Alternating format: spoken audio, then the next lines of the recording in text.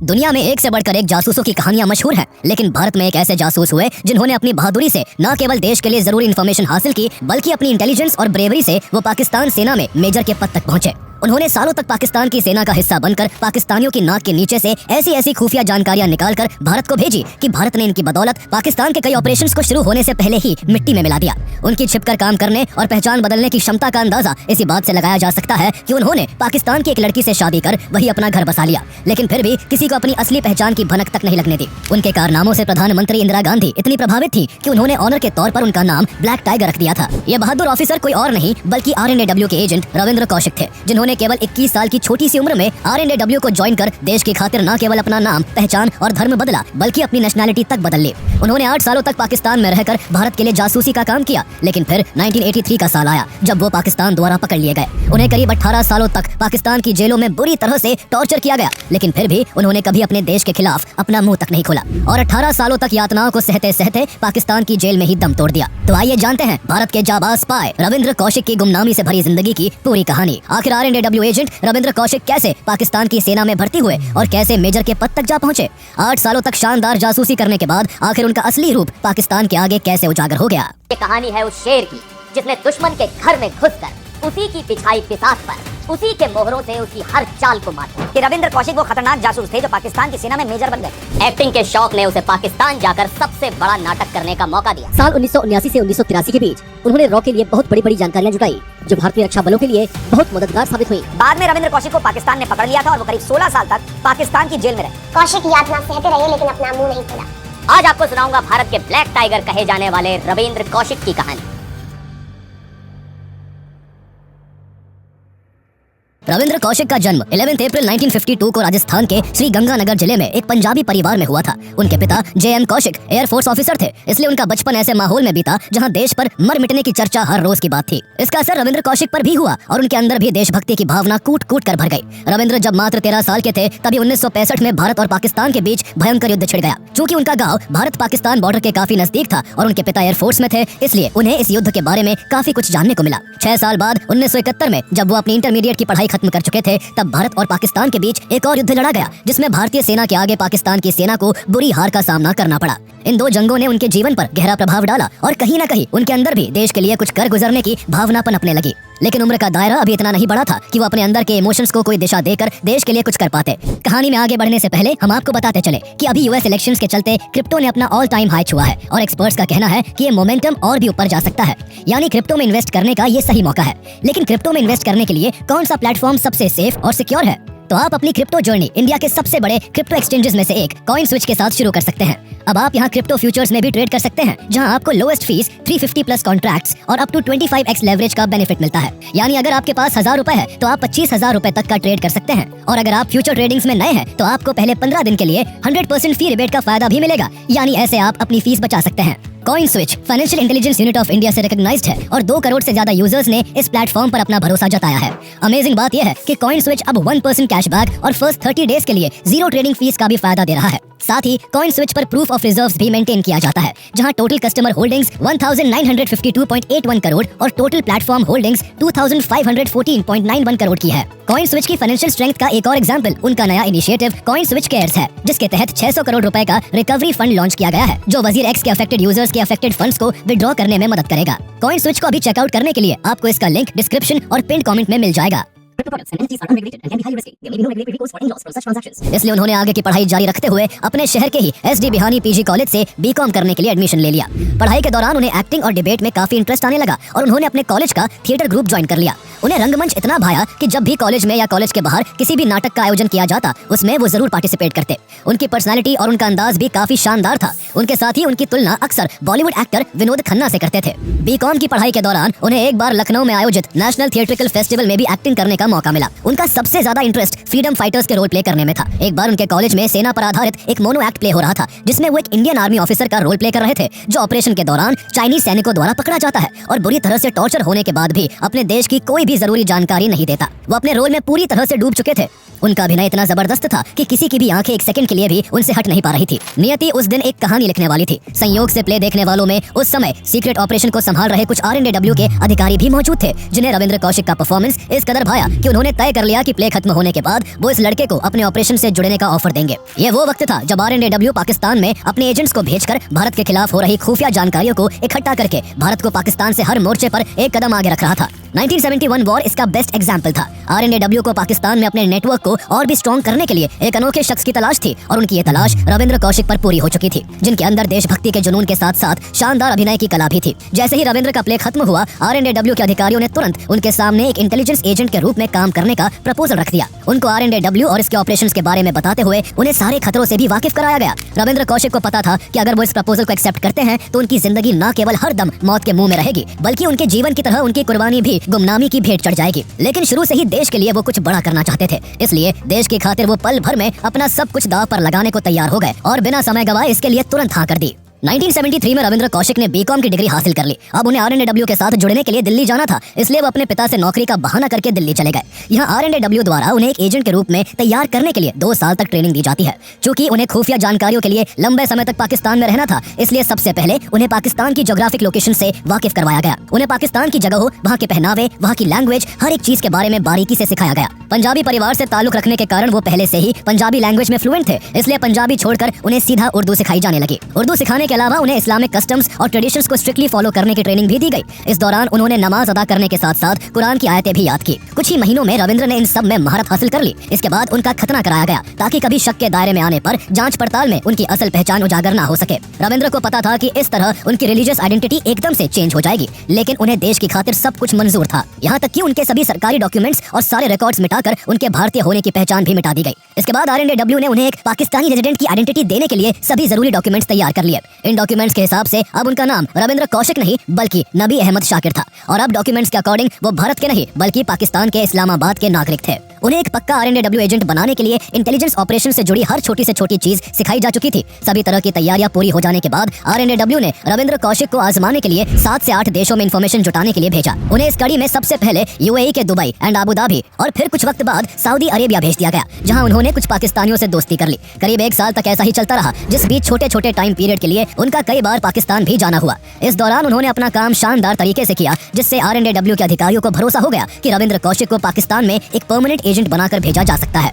इसके बाद RNAW ने 1975 में रविंद्र कौशिक को परमानेंटली पाकिस्तान भेज दिया, जहां अंडरकवर रहकर उन्हें पाकिस्तान की अहम खुफिया जानकारी भारत भेजनी थी। इस दौरान भारत में पंजाब की स्थिति काफी बिगड़ने लगी थी। वहां खालिस्तान की मांग को जोर दिया जा रहा था। इसी बीच 1977 में जिया उल हक ने तख्ता पलट करके पाकिस्तान की सत्ता हथियाकर भारत सरकार को और भी चिंता में डाल दिया। प्रधानमंत्री इंदिरा गांधी को लगता था कि जिया उल हक पंजाब में मची इस उथल पुथल का फायदा उठाकर भारत के खिलाफ एक और युद्ध छेड़ सकते हैं। ऐसे में RNAW ने पाकिस्तान में बैठे अपने एजेंट्स को वहां की हर एक्टिविटी पर पैनी नजर रखने का आदेश दिया। ऐसे में रविंद्र कौशिक को एक एजेंट के रूप में पाकिस्तान आए केवल 2 साल ही हुए थे, लेकिन फिर भी वो देश के लिए जरूरी इन्फॉर्मेशन जुटाकर अपना काम बखूबी कर रहे थे। अहम जानकारियां जुटाने के साथ साथ रविंद्र पाकिस्तान में हायर डिग्री भी हासिल करने में लगे हुए थे। ये उनके बड़े गेम प्लान का हिस्सा था। उन्होंने सबसे पहले कराची यूनिवर्सिटी में एडमिशन लिया और वहां से LLB की डिग्री हासिल की। इसके बाद वो पाकिस्तान की आर्मी में भर्ती होना चाहते थे। उस समय पाकिस्तान की गवर्नमेंट आर्मी के इशारे पर काम कर रही थी और ऐसे में अगर वो पाकिस्तान की आर्मी में कोई ओहदा पाने में कामयाब हो जाते तो ये भारत के लिए काफी फायदेमंद होता। लेकिन जब उन्होंने अपनी इच्छा RNAW के अधिकारियों के सामने रखी तो उन्हें इसके लिए साफ मना कर दिया गया। RNAW के अधिकारियों को डर था कि ऐसा करने पर रविंद्र डॉक्यूमेंट्स वेरिफिकेशन के दौरान पाकिस्तानी आर्मी द्वारा पकड़े जा सकते हैं। इस इनकार के बाद भी रविंद्र कौशिक ने पाकिस्तानी आर्मी में शामिल होने की अपनी मंशा को नहीं छोड़ा। जब भी पाकिस्तानी आर्मी में कोई वैकेंसी आती वो इस बारे में अपने सीनियर्स को जरूर बताते। ऐसे में एक बार पाकिस्तानी मिलिट्री के अकाउंट्स डिपार्टमेंट में वैकेंसी निकली और इस बार उन्हें RNAW की तरफ से इसमें अप्लाई करने की परमिशन दे दी गई। ये उनकी काबिलियत ही थी कि वो इस एग्जाम में पहली बार में ही पास हो गए। एग्जाम में सफल होने के बाद उन्हें पाकिस्तानी आर्मी में कमीशन ऑफिसर के रूप में पोस्टिंग मिली। उन्हें पाकिस्तानी सेना के अकाउंट्स डिपार्टमेंट में नौकरी मिलने के कारण भारत को पाकिस्तान की काफी इंपॉर्टेंट सीक्रेट इन्फॉर्मेशन मिलने लगी थी। इस दौरान उन्होंने पाकिस्तानी सेना की टुकड़ियों की मूवमेंट्स, प्रमुख अधिकारियों की पोस्टिंग और वॉर मटेरियल से भरी ट्रेन्स की मूवमेंट समेत तमाम जरूरी जानकारियां भारत भेजी। उस समय आज के बराबर डेवलप्ड कम्युनिकेशन सिस्टम नहीं थे, जिससे दूसरे देशों में काम कर रहे अंडरकवर एजेंट्स का काम बहुत ही जोखिम भरा होता था। रविंद्र कौशिक को भी अपनी इंटेल भारत पहुंचाने के लिए पोस्टल सिस्टम का सहारा लेना पड़ता। वो सबसे पहले जुटाई गई सभी इन्फॉर्मेशन को इनविजिबल इंक से लिखते, फिर उसे लेटर का रूप देकर पहले कुवैत या दुबई भेजते, जहाँ से इंडियन एजेंट इसे भारत तक पहुँचाते थे। ऐसे में उनके द्वारा भेजी गई इन्फॉर्मेशंस को भारत तक पहुंचने में कभी हफ्ते तो कभी कभी महीने लग जाया करते थे। इतने जोखिम भरे काम के कारण उनके काम में पकड़े जाने का हमेशा खतरा बना रहता था, इसलिए वो शक के दायरे से दूर रहने के लिए पाकिस्तानी सोसाइटी में भी काफी घुल मिलकर रहते थे। उनकी एक्टिंग स्किल्स ने उनका सबसे ज्यादा साथ दिया। उन्होंने ऐसा नकाब ओढ़ रखा था जिसके पीछे की असली पहचान को कोई भांप नहीं पाता था। उन्होंने अपने अच्छे व्यवहार और काम से कुछ ही दिनों में अपने डिपार्टमेंट के कोवर्कर्स का भरोसा भी जीत लिया था। अपनी पाकिस्तानी पहचान को और भी मजबूत करने के लिए उन्होंने अपने डिपार्टमेंट के एक टेलर की बेटी अमानत नबी से शादी कर ली, जिससे उन्हें एक बेटा भी हुआ जिसका उन्होंने अरीब नाम रखा। पूरा एक परिवार बसाने के बाद भी उन्होंने इतनी सतर्कता बरती कि उन्होंने अपनी पत्नी और बेटे को भी अपनी असली पहचान की भनक तक नहीं लगने दी। इस तरह उन्होंने परिवार को कभी भी अपने काम के आड़े नहीं आने दिया। भारत के लिए एक एजेंट के रूप में अपनी जिम्मेदारी बखूबी निभाने के साथ साथ वो अपने शानदार कामों से पाकिस्तानी आर्मी के अधिकारियों का भी दिल जीतने में कामयाब हो रहे थे। कुछ ही सालों में उनके शानदार कामों को देखते हुए उन्हें पाकिस्तानी आर्मी में प्रमोशन मिला और वो मेजर के पद पर प्रमोट कर दिए गए। पाकिस्तान की आर्मी में उनका मेजर बनना भारतीय इंटेलिजेंस के लिए एक बड़ी अपॉर्चुनिटी लेकर आया था। मेजर होने की वजह से उनका अक्सर पाकिस्तान के हायर रैंक ऑफिसर्स और कभी कभी पाकिस्तानी इंटेलिजेंस एजेंसी ISI के लोगों से मिलना जुलना होने लगा। रविंद्र कौशिक को अब पाकिस्तानी आर्मी के अंदर की टॉप सीक्रेट इन्फॉर्मेशन और हर सीक्रेट मूवमेंट के बारे में पता चल जाता, जिन्हें वो बड़ी चालाकी से R&AW को फॉरवर्ड कर देते। उन्हें कई बार भारत के खिलाफ पाकिस्तान द्वारा चलाए जा रहे कोवर्ट ऑपरेशंस की जानकारी हाथ लगी। उनके इंटेल के कारण भारत ने कई बार पाकिस्तान के घुसपैठ को नाकाम किया। पाकिस्तानी घुसपैठियों ने कई बार राजस्थान बॉर्डर के रास्ते भारत में घुसने की कोशिश की थी, लेकिन हर बार रविंद्र कौशिक की इन्फॉर्मेशन की वजह से पाकिस्तान का प्लान फेल हो गया। पाकिस्तान का इतना बुरा हाल था कि वो भारत के खिलाफ जो भी प्लानिंग बनाता उससे पहले ही R&AW द्वारा उसके काउंटर में कोई ठोस स्ट्रेटेजी तैयार होती थी, जिससे पाकिस्तान का मिशन शुरू होते ही खत्म हो जाता और उसे अपने बढ़ते कदमों को पीछे खींचने पर मजबूर होना पड़ता। इस तरह रविंद्र कौशिक की सालों की प्रिपरेशन, डेडिकेशन और हार्ड वर्क आखिरकार रंग ला रही थी और पाकिस्तान आर्मी में उनकी हाई रैंकिंग पोजीशन ने उन्हें R&AW के लिए एक बहुत बड़ा एसेट बना दिया था। 1979 के बाद रविंद्र कौशिक का रोल और भी ज्यादा इंपॉर्टेंट हो गया था। इस दौरान रविंद्र कौशिक ने भारत को जो इन्फॉर्मेशन भेजी और उस इंटेल की बदौलत भारत ने जो एक्शन लिया वो सब टॉप सीक्रेट जानकारी का हिस्सा था, जो आज तक पब्लिक डोमेन में नहीं है, लेकिन इतना कंफर्म है कि उनके द्वारा पास की जा रही इन्फॉर्मेशन इंडियन डिफेंस फोर्सेस के लिए काफी फायदेमंद साबित हो रही थी। एक बार उनकी जानकारी की वजह से 20,000 भारतीय सैनिकों की जान बचाई गई थी। सबसे बड़ी बात यह कि उन्होंने बहुत ही स्मूथली बिना अपनी पहचान उजागर किए इन कामों को अंजाम दिया। उनके कारनामे से न केवल R&AW के अधिकारी बल्कि भारत की प्रधानमंत्री इंदिरा गांधी भी बेहद प्रभावित थी और उन्होंने उन्हें ब्लैक टाइगर का नाम दिया। तभी से Ravindra Kaushik Indian defence circles में ब्लैक टाइगर के ही नाम से पॉपुलर हो गए। पाकिस्तान में काम करने के दौरान वो 3 से 4 बार भारत भी आए थे। जब भी उन्हें भारत आना होता R&AW द्वारा उन्हें पहले दुबई बुलाया जाता और फिर वहाँ से उनका दिल्ली आने का बंदोबस्त किया जाता। पाकिस्तान से वो अक्सर अपनी फैमिली को भी लेटर लिखा करते थे। उन्होंने अपने माता पिता को ये यकीन दिला रखा था कि वो दुबई में काम करते हैं। रविंद्र कौशिक को पाकिस्तान में रहते हुए अब पूरे 6 साल हो चुके थे। इसी बीच उन्हें खबर मिली कि उनके छोटे भाई की शादी होने वाली है। वो अपने भाई की शादी अटेंड करना चाहते थे। ऐसे में उन्हें पाकिस्तानी आर्मी से छुट्टी चाहिए थी, इसलिए उन्होंने पाकिस्तानी अधिकारियों को झूठ बोला कि वो सऊदी अरेबिया जाकर उम्राह करना चाहते हैं और इसके लिए उन्हें लंबी छुट्टी चाहिए। उम्राह के कारण बिना रुकावट के पाकिस्तान में उन्हें लंबी छुट्टी दे दी गई। इधर R&AW ने भी उन्हें भारत आने की परमिशन दे दी। इसके बाद रविंद्र कौशिक के लिए R&AW ने सबसे पहले सऊदी का अरेंजमेंट करवाया, फिर वहाँ से वो दुबई आए और फाइनली वहाँ से इंडिया पहुँच गए। उन्होंने घर वालों को अपने दुबई में रहने का यकीन दिलाने के लिए सभी के लिए दुबई से ढेर सारे गिफ्ट्स भी खरीद लिए थे। काफी समय बाद उनके घर लौटने पर घर में सभी को काफी अच्छा लग रहा था और छोटे भाई की शादी की खुशी उनके आने से दोगुनी हो गई थी। लेकिन इस बीच घर वालों ने उन पर भी शादी का दबाव डाला। जब बात टालने से भी ना टली तो उन्होंने बता दिया कि वो अमानत नाम की एक लड़की से शादी कर चुके हैं। बिना बताए शादी करने से उनके माता पिता नाराज तो थे, लेकिन अपने बेटे के घर बसने से खुश भी थे। रविंद्र कौशिक को उस वक्त अंदाजा भी नहीं था कि ये घर में खुशी का माहौल, माँ बाप का हंसता हुआ चेहरा और भाई की खुशी, ये सब वो आखिरी बार देख रहे हैं। 1981 ये वो आखिरी साल था जब वो अपने घर वालों से मिल रहे थे, क्योंकि इसके बाद नियति उनके लिए बहुत कठिन समय लेकर आने वाली थी और उनका सबसे बड़ा इम्तिहान शुरू होने वाला था। भाई की शादी अटेंड करने के बाद वो वापस पाकिस्तान लौट गए और फिर से अपने काम में लग गए। लगातार कई सालों तक खुफिया जानकारी जुटाने से उनका हौसला काफी बढ़ गया था और अब वो अपनी पहुंच से बाहर जाकर भी जानकारी जुटाने का प्रयास करने लगे थे। इस क्रम में उन्होंने पाकिस्तान के एटॉमिक पावर स्टेशन की भी कई सीक्रेट इन्फॉर्मेशन R&AW के साथ शेयर की, लेकिन इस वक्त तक बार बार अपनी प्लानिंग के फेल होने से पाकिस्तानी आर्मी और ISI भी अलर्ट हो चुकी थी। उन्हें शक था कि जरूर कोई सेना के अंदर से ही इन्फॉर्मेशन लीक कर रहा है, इसलिए पाकिस्तानी आर्मी में ऑफिसर्स के रिकॉर्ड खंगाले जाने लगे। इनमें रविंद्र कौशिक के भी रिकॉर्ड्स छाने गए, जिसमें उच्च अधिकारियों को पता चला कि पाकिस्तान के अंदर उनका खुद का कोई रिश्तेदार ही नहीं है। इस जानकारी ने पाकिस्तानी अधिकारियों के अंदर कौशिक के लिए संदेह जरूर पैदा कर दिया था, लेकिन केवल इस आधार पर उन्हें दोषी नहीं माना जा सकता था। रविंद्र कौशिक को भी खबर थी कि पाकिस्तान की काउंटर इंटेलिजेंस एजेंसी और ISI भारतीय एजेंट्स को ढूंढने में लगी हुई है और खतरा कभी उन पर भी आ सकता है, लेकिन वो अपनी जान की परवाह किए बिना अपने काम में लगे रहे। अब तक रविंद्र कौशिक को पाकिस्तान में रहते हुए 8 साल हो चुके थे, जिस बीच उन्होंने देश के लिए जासूसी करके देश की काफी मदद की थी। लेकिन 1983 का साल उनकी जिंदगी में ऐसा भूचाल लाने वाला था जो सब कुछ बदल कर रखने वाला था। इसकी शुरुआत तब हुई जब इसी साल R&AW ने इनायत मसीह नाम के एक एजेंट को एक स्पेशल मैसेज के साथ रविंद्र से मिलने पाकिस्तान भेजा। इनायत मसीह आसानी से सीमा को पार कर पाकिस्तान चला गया और वहाँ पहुंचकर रविंद्र कौशिक से मिलने की कोशिश करने लगा। लेकिन इस बीच वो एक दिन पाकिस्तानी इंटेलिजेंस ऑफिसर्स द्वारा पकड़ा गया। पकड़ने के बाद पाकिस्तानियों ने उसे खूब टॉर्चर किया।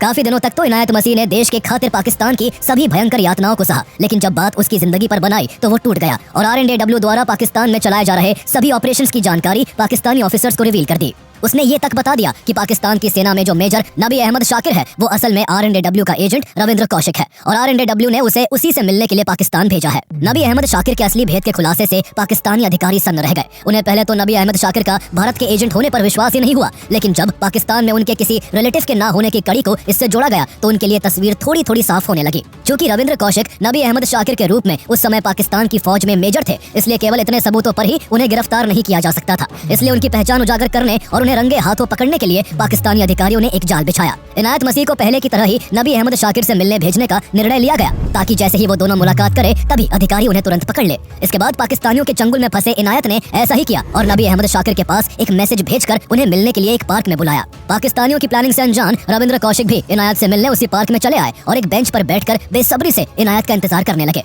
कुछ ही देर बाद इनायत मसीह भी वहाँ पहुँच गए। कौशिक आगे के खतरे से अनजान उनसे खुशी खुशी बातचीत करने लगे। पाकिस्तानी अधिकारी जो आसपास छिपकर यहाँ नजर बनाए हुए थे, उन्हें ये सारा नजारा देखकर अब पूरा यकीन हो गया कि नबी अहमद शाकिर पाकिस्तानी सैनिक के भेष में एक RNAW एजेंट ही है। उन्हें गिरफ्तार करने के लिए तुरंत अधिकारियों ने चारों ओर से घेर लिया। रविंद्र भी उन सबको इस तरह देखकर अवाक रह गए, लेकिन उनकी आइडेंटिटी एक्सपोज हो चुकी थी और भारत के लिए जासूसी करने के जुर्म में उन्हें अरेस्ट कर लिया गया। गिरफ्तारी के बाद जल्दी ही उनको पाकिस्तान के सियालकोट की जेल में डाल दिया गया। यहाँ से उनकी जिंदगी नरक के समान हो गई। पाकिस्तानियों ने उन्हें 2 साल तक बुरी तरह से टॉर्चर किया। उन्हें इस कदर मारा गया कि उन्हें कभी कभी लगता कि इससे तो बेहतर होता कि उन्हें मौत गले लगा लेती।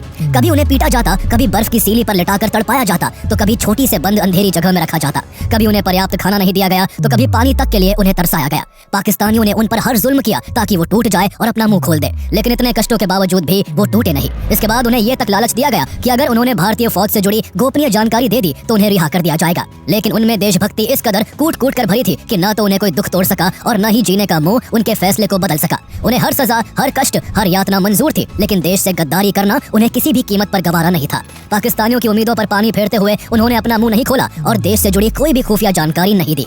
उनके खिलाफ केस चला और 1985 में उन्हें मौत की सजा देते हुए फांसी की सजा सुना दी गई। लेकिन आगे चलकर पाकिस्तानी सुप्रीम कोर्ट ने उनकी सजा को लाइफ इम्प्रिजनमेंट में बदल दिया। इस तरह पाकिस्तान की कोशिश उन्हें कमजोर करने की ही थी। उन्हें पहले पाकिस्तान के सियालकोट, फिर कोट लखपत और फिर आखिरी में मियांवाली की जेल में रखा गया। साल के बाद साल गुजरते गए, लेकिन ना तो पाकिस्तान का उन पर टॉर्चर कम हुआ और ना ही रविंद्र कौशिक के हौसले डगमगाए। उन्हें कई दिनों तक भूखा तो कई दिनों तक प्यासा रखकर तड़पाया जाता, लेकिन उन्होंने कभी भी अपने देश से गद्दारी नहीं की और कुछ भी रिवील नहीं किया। उन्हें उम्मीद थी कि जिस देश के लिए उन्होंने इतना कुछ किया है उसकी गवर्नमेंट उन्हें छुड़ाने के लिए जरूर कुछ करेगी। इससे पहले भी भारत और पाकिस्तान म्यूचुअल अंडरस्टैंडिंग के जरिए एक दूसरे के कई एजेंट्स को रिहा कर चुके थे, लेकिन रविंद्र के केस में काफी सालों तक ऐसा कुछ नहीं हुआ। तब उन्होंने किसी तरह छुपते छुपाते ही जेल से अपने परिवार वालों के पास लेटर भेजना शुरू किया। लेटर के जरिए उनकी फैमिली को पहली बार पता चला कि रविंद्र कौशिक पाकिस्तान की जेल में बंद है और वो दुबई में नहीं बल्कि देश की खातिर एक एजेंट के रूप में 8 सालों से अपनी असली पहचान छिपाकर पाकिस्तान में रह रहे थे। इसके बाद उनके घर वालों ने उन्हें छुड़ाने के लिए इंडियन गवर्नमेंट के सामने काफी गुहार लगाई, लेकिन कोई फायदा नहीं हो सका। इससे उनके पिता को गहरा सदमा लगा और कुछ ही दिनों के बाद हार्ट अटैक के कारण उनकी मौत हो गई।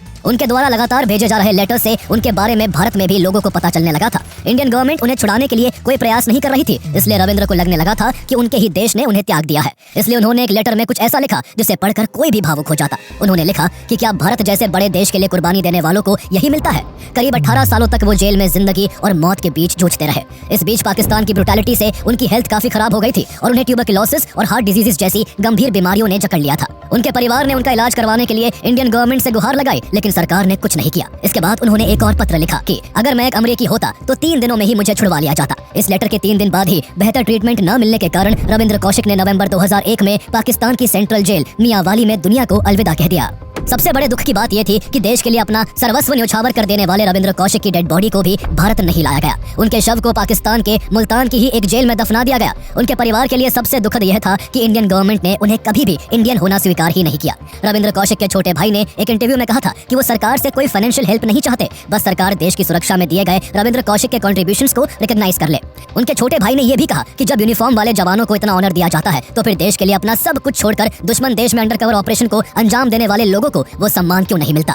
लेकिन दुनिया का यही कड़वा सच है कि पकड़े जाने के बाद एक स्पाई का कोई वतन नहीं होता। वो जिस देश के लिए अपनी जिंदगी तक कुर्बान कर देता है उसको अपने उसी देश की पहचान तक नसीब नहीं होती। हालांकि कई सालों के बाद सरकार ने उनके परिवार को पेंशन के रूप में पहले हर महीने 500 और फिर 2000 रुपए भेजने शुरू किए। यह सिलसिला उनकी मां अमला देवी के जिंदा रहने तक चलता रहा, लेकिन उनकी डेथ के बाद इस पेंशन को भी बंद कर दिया गया। डिप्लोमेटिक कारणों से सरकार ने तो कभी रविंद्र कौशिक को ऑफिशियली कबूल नहीं किया, लेकिन रविंद्र कौशिक के जीवन पर आधारित कई मूवीज बनाई गई, जिसमें रोमियो अकबर वॉल्टर और एक था टाइगर प्रमुख है। जल्द ही द ब्लैक टाइगर नाम से भी एक बायोपिक उन पर बनने वाली है। इस तरह भले ही उन्हें मूवीज, टीवी शोज और मीडिया द्वारा रिकॉग्निशन मिलता रहा हो, पर सच्चाई ये भी है कि अंतिम समय में रविंद्र कौशिक को अपनी मातृभूमि की मिट्टी भी नसीब नहीं हो पाई थी। लेकिन जब जब दुनिया में देश पर मर मिटने वालों का जिक्र होगा, तब तब रविंद्र कौशिक का नाम काफी इज्जत और अदब के साथ लिया